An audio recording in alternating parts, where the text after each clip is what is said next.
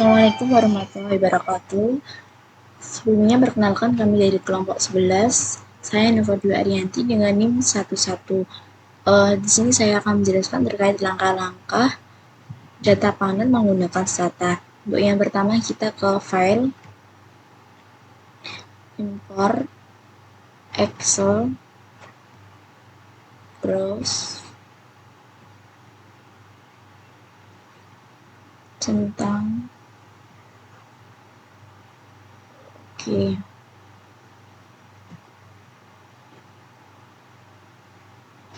Yang selanjutnya kita klik command SIT, kemudian provinsi, tahun, nama, Zerli.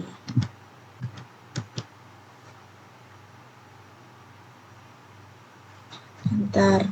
Yang selanjutnya ke Fix Effects. Yang pertama extract,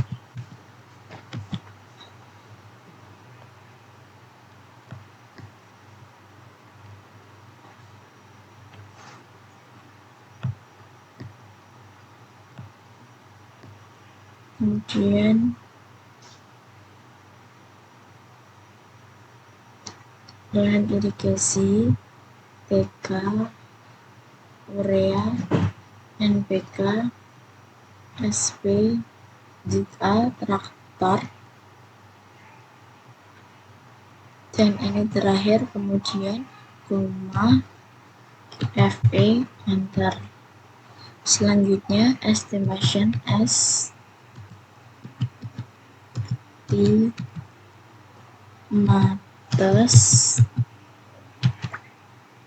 store fixed, enter. Selanjutnya ke random effect. Yang pertama extract produktivitas bahan, TK, urea, NPK, SP36, ZA, traktor,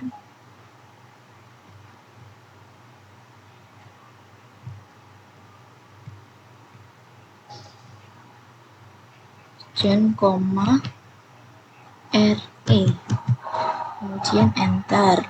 Selanjutnya estimates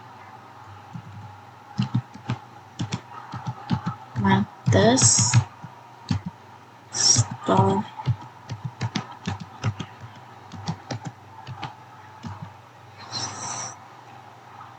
enter.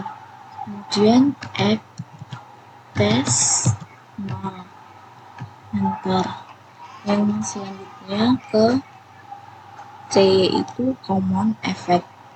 Yang pertama regress, provinsi, regress, produktivitas lahan irigasi, TK, urea, NPK, SP36, ZA, traktor 2, traktor 4, suhu, hujan, kemudian enter. Selanjutnya test pump.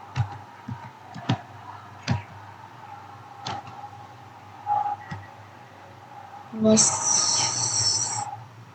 lahan irigasi harus TK, urea, NPK, SP36, ZA, traktor 2,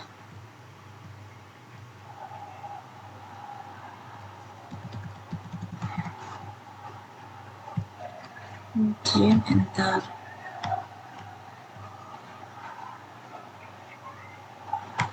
Kalau merah ini jadi ada kesalahan, diganti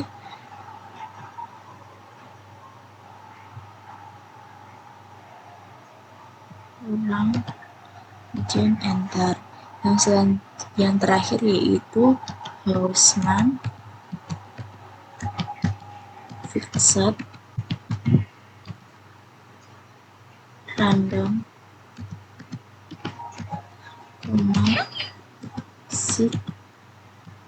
sigma more.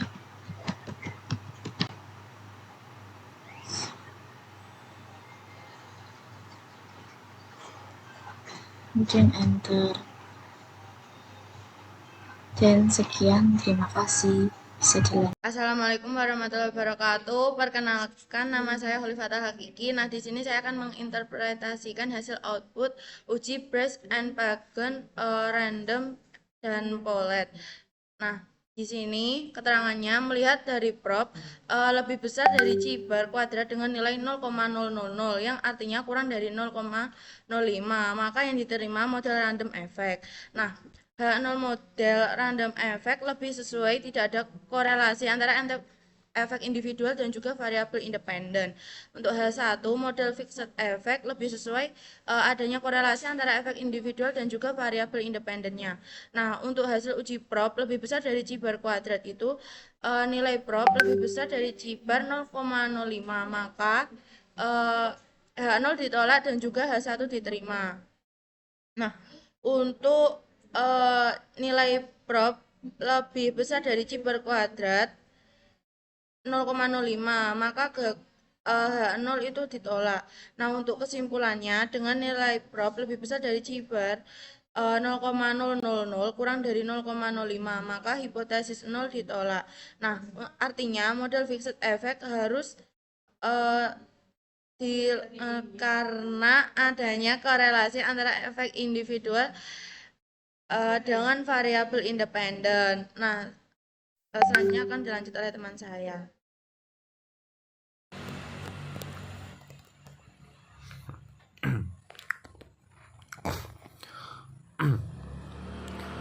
Baik, selanjutnya akan dilanjut dengan saya. Sebelumnya, perkenalkan, nama saya Fikri Inggansyah Utomo. Keterangan tersebut mengacu pada pengujian model dalam analisis data, panel, atau regresi dengan efek tetap atau fixed effect dan efek acak atau random effect.